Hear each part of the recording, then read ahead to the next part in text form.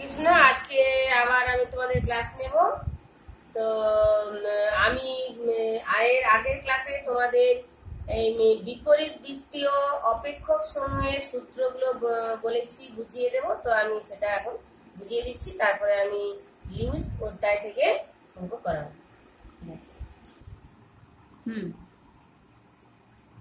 আচ্ছা দেখো, তোমাদেরকে শুধু সূত্রগুলো বলে দিচ্ছি। দেখো 71 পৃষ্ঠা, বইয়ের 71 পৃষ্ঠা খুলো। Sine theta equal to x যদি হয়, তাহলে theta equal to sine inverse x হয়। হ্যাঁ, এইটুকু তোমরা জেনে রাখো। আর cos theta equal to x হলে theta equal to cos inverse x, আর tan theta equal to x হলে theta equal to tan inverse x, cot theta equal to x হলে theta equal to cot inverse x, sec theta is equal to x হলে theta is equal to sec inverse x, cosec theta is equal to x হলে theta is equal to cosec inverse x। এই কয়েকটা সূত্র দিয়ে আজকে অঙ্কগুলো, ওই দুটো অঙ্ক আমি করে দেব। ঠিক আছে? তো আরেকটু আমি সূত্রটা আমি বোর্ডে আরেকটু ডিটেলসে বুঝিয়ে দিচ্ছি। sin theta is equal to x হলে, sin theta is equal to যদি x হয়, তাহলে আমি তোমাদের এখনই বুঝালাম যে theta is equal to sin inverse x, এটাকে ইনভার্স বলা হয়। এটা হ্যাঁ, সাইন ইনভার্স এক্স হয়, থিটার মানটা হবে সাইন ইনভার্স এক্স দিয়ে প্রকাশ করা হয়। অর্থাৎ থিটা ইকুয়াল টু যদি সাইন ইনভার্স এক্স হয়, উল্টো ভাবে এক্স ইকুয়াল টু হবে সাইন থিটা। ঠিক আছে? তো অন্যরকম ভাবে বাকিগুলোর ক্ষেত্রেও হবে cos theta equal to x হলে theta equal to cos inverse x, আর tan theta is equal to x হলে theta is equal to tan inverse x। ঠিক আছে? আচ্ছা, বাকিগুলো বই থেকে দেখে নেবে। তো এরপরে দেখো, তার মানে উল্টো ভাবে যদি theta equal to cos inverse x হয়, তাহলে x equal to হবে এদিক থেকে theta equal to cos inverse x হলে x equal to হবে cos theta, আর theta equal to tan inverse x হলে x হবে tan থিটা। অনুরূপভাবে অন্যান্য সমস্ত cot theta, sec theta, cosec theta সবগুলোর ক্ষেত্রেই ওই একই সূত্র। ঠিক আছে? এটা থেকে আমি আজকে তোমাদের অঙ্ক করে দেবো। দেখো, বইয়ে তোমাদের এই 5-এর 1 আর 2 বলেছিলাম পরের দিন করে দেবো। আমি 1-একটা করে দিচ্ছি, তোমরা 2-টা নিজেরা করবে। তো 1-এর অঙ্কটা হচ্ছে লিমিট x টেন্ডস টু 0 মান নির্ণয় করো। Limit x tends to 0 sine inverse x by sine x। তো এই যে এখন যে আমি ফর্মুলাগুলো তোমাদের বুঝালাম বা লিখে দিলাম, সেই ফর্মুলা থেকে অঙ্কগুলো হবে। তো আমি করে দিচ্ছি। হ্যাঁ, ঠিক আছে। মান নির্ণয় করো, limit x tends to 0 sine inverse x by x।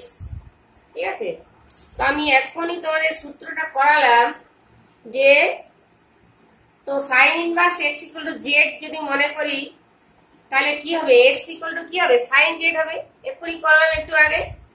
তাহলে sign inverse x equal to z ধরলাম, তাহলে x ইকুয়াল টু হলো সাইন z। একটু আগে আমি ফর্মুলাটা করালাম। তাহলে যেহেতু x টেন্ডস টু 0, তাহলে x যদি 0 হয়, তাহলে sign inverse 0, z equal to sine inverse 0 equal to 0। তার মানে x টেন্ডস টু 0 হলে z টেন্ডস টু 0 হবে। ঠিক আছে? তাহলে দেখো অঙ্কটা কি হচ্ছে।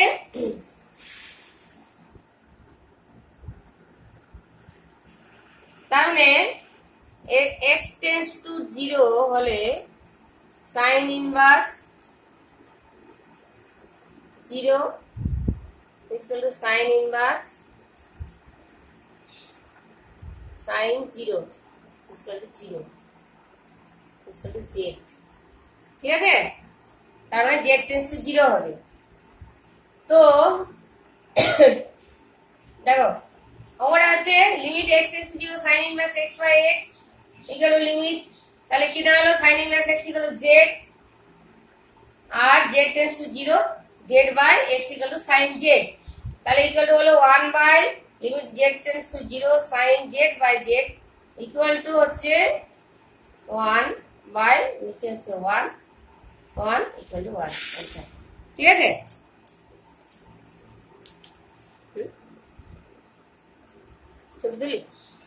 আর তোমরা নিজেরা করো। আচ্ছা তোমরা এই হোম টাস্ক গুলো করেছো কিনা আমাকে একটু জানাবে। যদি কোনো অঙ্ক অসুবিধা থাকে, তোমরা তো কোনো রেসপন্স দাওনি, আমি বুঝতে পারছি না। আমি তো এই সংক্ষিপ্ত উত্তর আর দুইয়েরটা তোমরা 5-এর 2-টা করে নেবে, পরে দেখো, না হলে তখন আমি আছি। আর সংক্ষিপ্ত উত্তর তুমি যে অঙ্কগুলো তোমাদের দিয়েছিলাম সেগুলো করেছি কিনা আমি তো বুঝতে পারছি না, আর তোমরা কিছু জানাওনি।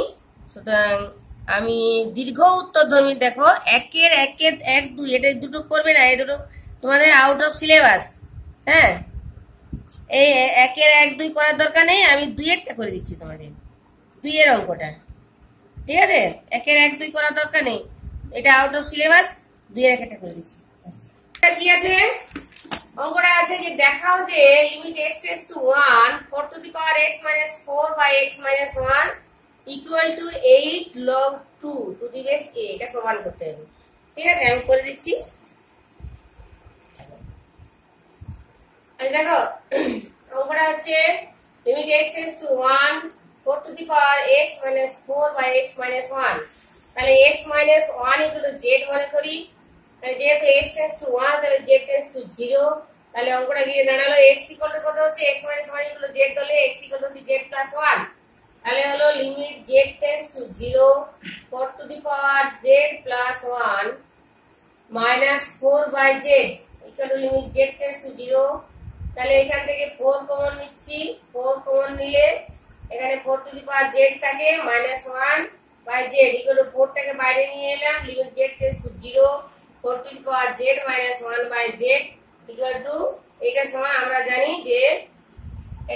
জানি যে limit x tends to 0 a to the power x minus 1 by x equal to log a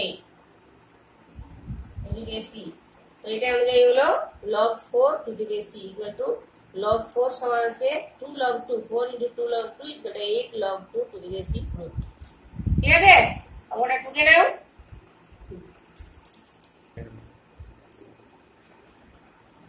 আচ্ছা ওটা তোমরা ঢুকো,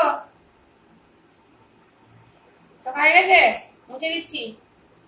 2-এ 1-একটা করে দিলাম, তাহলে 2-এরটা করবে নিজেরা। হ্যাঁ, এরপরে আমি 3-এর আমি 1-একটা করে দিচ্ছি। ঠিক আছে, limit x tends to 0 1 plus 2x to the power whole to the power 1 by x equal to e square, এটা প্রমাণ করতে হবে। ঠিক আছে, আচ্ছা দেখো বলে দেখো কি আছে অঙ্কটা, limit x tends to 0 1 plus x তার whole to the power x equal to e, এটা তো সূত্রটা আগেই করেছি। এটা যদি হয় তাহলে দেখাতে হবে যে limit x tends to 0 1 plus 2x তার whole to the power 1 by x equal to e square। ঠিক আছে, আমি করে দিচ্ছি। দেখো অঙ্কটা হচ্ছে limit x tends to 0 1 plus 2x তার whole to the power 1 by x,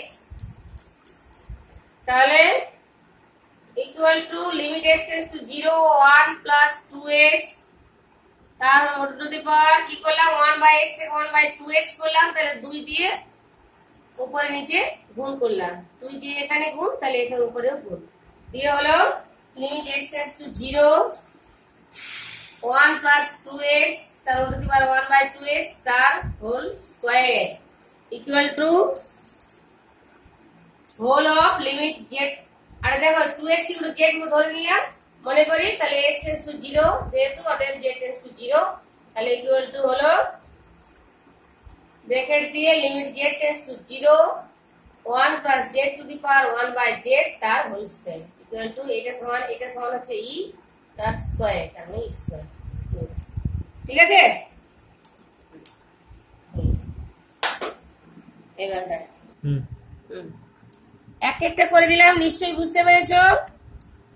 আচ্ছা এরপরে বাকি তোমাদের 1 2 3 4 5 এগুলো নিজেরা করবে, আর না তোমরা না হলে কিন্তু হোয়াটসঅ্যাপে লিখে জানাবে এই অঙ্কটা পারিনি।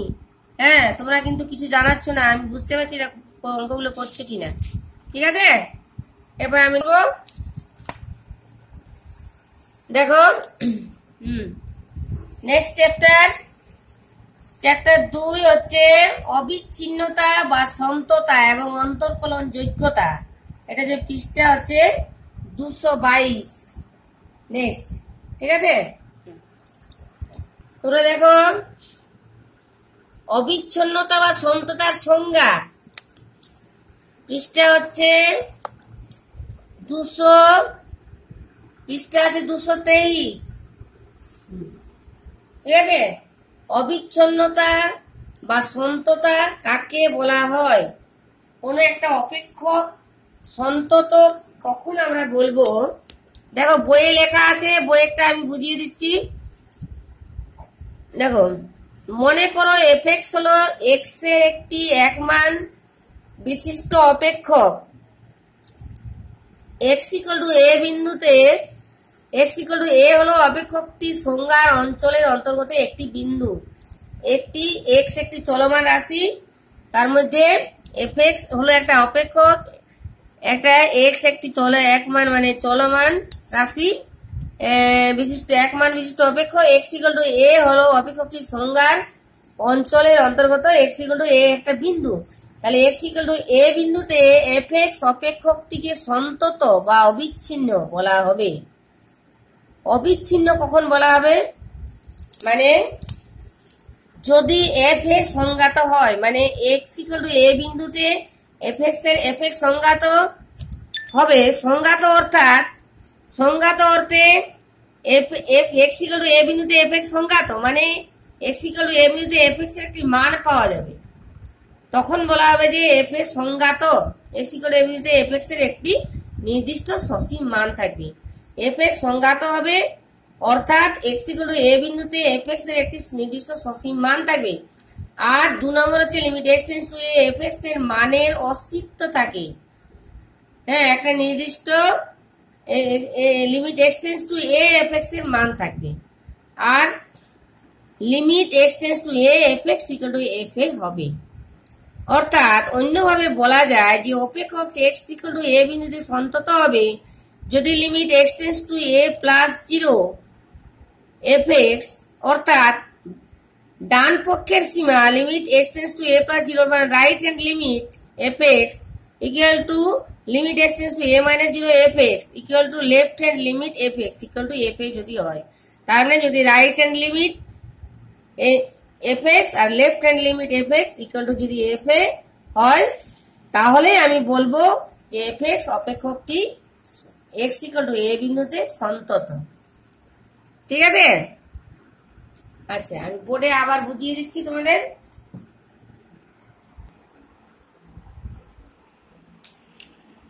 বিন্দুতে এফএক্স সন্তত বলা হবে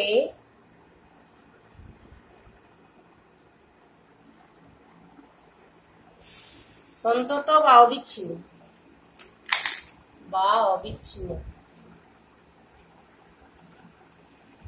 দেখো এক্স ইকুয়াল টু এ বিন্দুতে এফএক্স সন্তত বা অবিচ্ছিন্ন। সন্তত বা অবিচ্ছিন্ন বলার অর্থ কি? এফএক্স এর যদি একটা লেখচিত্র, কতগুলি বিন্দুতে যদি একটা লেখচিত্র অঙ্কন করা যায় এরকম, হ্যাঁ, তো মনে করো এক্স ইকুয়াল টু এ বিন্দুতে f x, y equal to f x, হ্যাঁ, তাহলে যদি এক্স ইকুয়াল টু এ বিন্দুতে যদি এই লেখচিত্রটার এক্স ইকুয়াল টু এ বিন্দুটা যদি এই লেখচিত্রের মধ্যে থাকে, হ্যাঁ, এই লেখচিত্রটার মধ্যে যদি পাওয়া যায় এক্স ইকুয়াল টু এ, তাহলে আমি এটাকে সন্তত বলবো। মানে সন্তত কথাটার অর্থ মানে কোনো ছেদ থাকবে না। যদি এক্স ইকুয়াল টু এ বিন্দুতে এরকম ছেদ পড়ে যায়, যদি এফএক্স এর কোনো মান না পাওয়া যায়, তাহলে লেখচিত্রটা এরকম ছেদ হয়ে যাবে। তখন সেক্ষেত্রে বলা হবে যে এখানে লেখচিত্রটা বিচ্ছিন্ন বা অসন্তত। ঠিক আছে? সন্তত বা অবিচ্ছিন্ন কথার অর্থটা বুঝতে পেরেছো তো? তো আর বেশি কিছু বোঝার দরকার নেই, এরপরে তোমরা অঙ্কগুলো করবে আর বইটা একটু পড়ে নেবে। আচ্ছা, ঠিক আছে। তাহলে এক্স ইকুয়াল টু এ বিন্দুতে এফএক্স সন্তত বা অবিচ্ছিন্ন কখন বলা হবে? আমরা এই শর্ত স্বরূপ আমরা অঙ্কগুলো করবো এই শর্ত দিয়ে। এফ এ যদি সংজ্ঞাত হয়, অর্থাৎ এফ এ একটা নির্দিষ্ট এক্স ইকুয়াল টু এ বিন্দুতে এফএক্স এর একটা নির্দিষ্ট মান থাকবে, নির্দিষ্ট সসীম মান থাকবে। আর কি হবে না, limit x tends to a plus f x, অর্থাৎ right hand limit equal to left hand limit x tends to a minus f x equal to f a. যদি এই তিনটে সমান হয় তখনই বলবো যে x ইকুয়াল টু a বিন্দুতে fx সন্তত। তোমরা right hand limit left hand limit 11 এ পড়েছো, দু চারটা অঙ্ক করেছো। তো আমি দু একটা এবারে আমি অঙ্ক করে দিচ্ছি, অঙ্ক করলে জিনিসটা ক্লিয়ার হয়ে যাবে।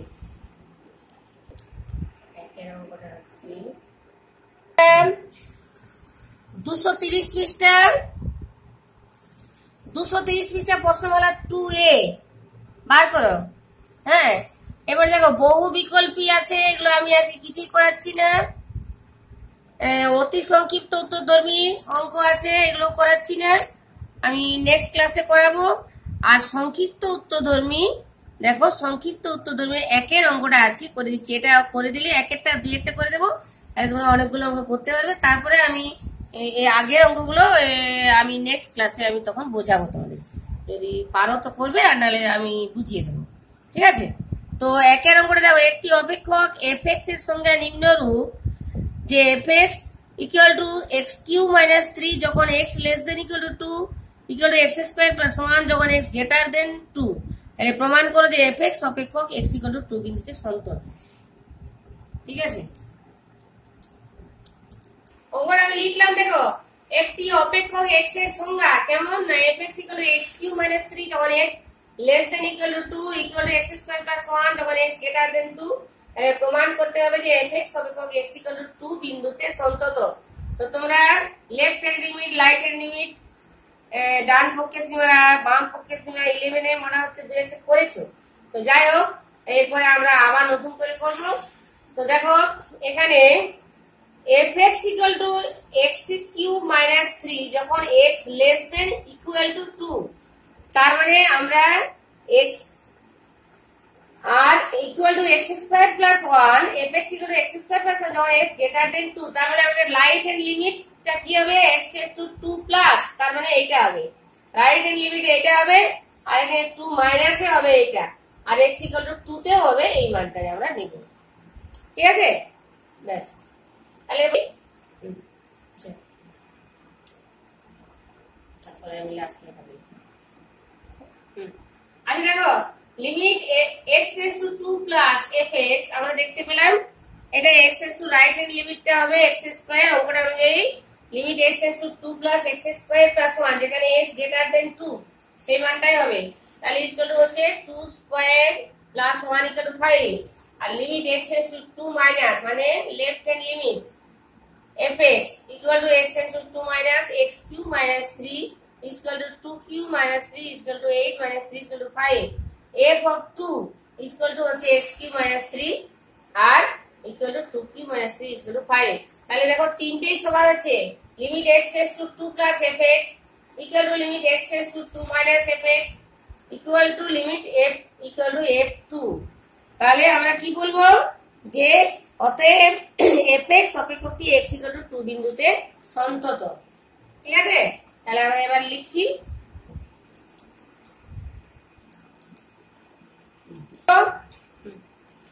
লিমিট x টেন্ডস টু আমরা কি পেলাম, limit x tends to 2 plus fx equal to limit x tends to 2 minus fx equal two f of 2 equal to 5। তাহলে অতএব আমরা বলতে পারি তিনটেই যে মানে যেহেতু একই হলো সমান, অতএব আমরা বলতে পারি fx অপেক্ষক x ইকুয়াল টু 2 বিন্দুতে সন্তত প্রমাণিত। আর যদি সমান না হতো তাহলে আমরা বলতাম যে অসন্তত। ঠিক আছে? ব্যাস, আমরা লিখে নাও।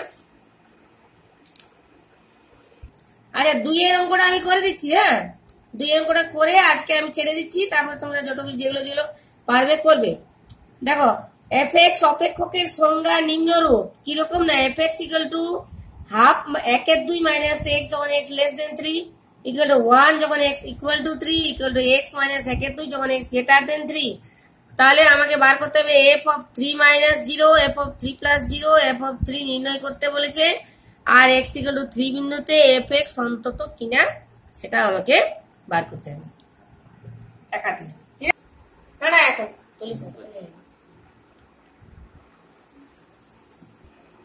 f of 3 minus 1 অঙ্কটা দেখো, অঙ্কটা আমি পড়ে লিখেছি। হ্যাঁ দেখো, fx অপেক্ষকের সংজ্ঞা নিম্নরূপ, fx equal to half minus x যখন x less than 3 equal to 1, যখন x equal to 3 equal to x minus 1/2, যখন x greater than 3। তাহলে আমাকে কি বার করতে হবে? f of 3 minus 0, f of 3 plus 0 অর্থাৎ f of 3 minus 0 অর্থাৎ লেফট হ্যান্ড লিমিট বার করতে হবে, মানটা রাইট হ্যান্ড লিমিটের মানটা বার করতে হবে, আর x equal to 3 বিন্দুতে fx এর মানটা নির্ণয় করতে বলেছে, আর x equal to 3 বিন্দুতে fx সন্তত কিনা বলো। তাহলে আমি লেফট হ্যান্ড লিমিট এটা বার করব, এটা বার করব, এটা তিনটে যদি ইকুয়াল হয় তাহলে সন্তত হবে, নচেত হবে না। ঠিক আছে? তাহলে অতএব f of 3 আচ্ছা দেখো শুরু করলি বলো। আচ্ছা তাহলে আমি কি বার করতে বলেছে? f of 3 minus 0 limit x tends to 3 minus 0 fx equal to limit x tends to 3 minus, মানে দুটো একই অর্থ আর কি। fx 3 minus বলাও যায় আর 3 minus 0 লেখাও একই, equal to limit x tends to 3 minus 1/2 minus x, যেখানে x less than 3 এর সেই মানটা হবে equal to 1/2 minus 3 equal to minus 5/2। তার মানে হচ্ছে f of 3 minus 0 equal to minus 5/2। ঠিক আছে? আবার দেখো limit x tends to 3 plus 0 fx equal to হচ্ছে limit of x tends to 3 plus fx equal to limit of x tends to 3 plus x minus 1/2 equal to 3 minus 1/2 equal to 5/2। তার মানে হলো f of অতএব 3 plus 0 equal to হচ্ছে 5/2। ঠিক আছে? তাহলে আমরা দুটো মান পেয়ে গেলাম।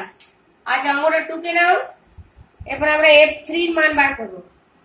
তাহলে দেখো আমরা দেখতে পাচ্ছি যে right hand limit left hand limit এর মান হচ্ছে -5/2, রাইট হ্যান্ড লিমিট এর মান হচ্ছে 5/2। তার মানে অপেক্ষকটি নেই, মানে left hand limit right hand limit দুটো সমান হচ্ছে না, অতএব অপেক্ষকটি সন্তত নয়। আমি দেখি not equal to limit of x tends to 3 minus fx। আচ্ছা দেখো তাহলে আমার f3 বার করতে বলেছে, তো fx আমরা দেখতে পাচ্ছি যে fx equal to 1 যখন x equal to 3, অর্থাৎ আমরা বলতে পারি f of 3 equal to 1। তাহলে আমরা তিনটে মানেই পেয়ে গেলাম। দেখো কি কি পেলাম? The limit of x tends to 3 plus fx equal to 5/2, limit x tends to 3 minus fx equal to minus 5/2, R f of 3 equal to 1। তাহলে দেখো কোনোটাই সমান হচ্ছে না, প্রত্যেকটা আলাদা আলাদা মান পাচ্ছি। তার মানে limit of x tends to 3 plus fx not equal to limit of x tends to 3 minus fx not equal to f of 3, আমরা এটা দেখতে পেলাম। তাহলে অতএব x equal to 3 বিন্দুতে fx সন্তত নয়। এখানে আমরা বলবো যে এখানে সন্তত হচ্ছে না, মানে অর্থাৎ অসন্তত।